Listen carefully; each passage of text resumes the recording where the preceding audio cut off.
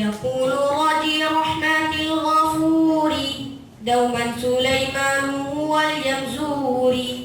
الحمد لله مصليا على محمد وآله ومن تلا.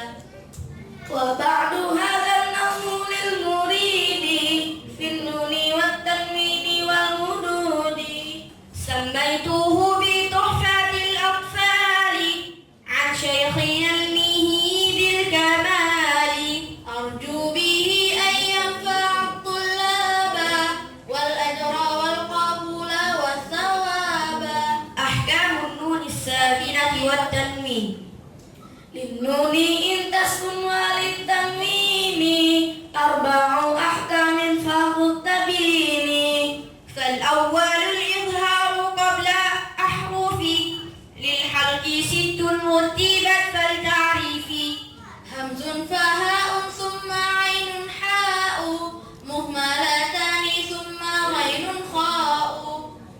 والثاني إدغام بستة أتت ليمرون عندهم قد ثبتت لكنها قسمان قسم يدغم فيه بغنات بينمو علما إلا إذا كان بكلمة فلا تدغم كدنيا ثم صنوان تلا. والثاني إدغام بغير غنة في اللام والراء ثم تبررنه.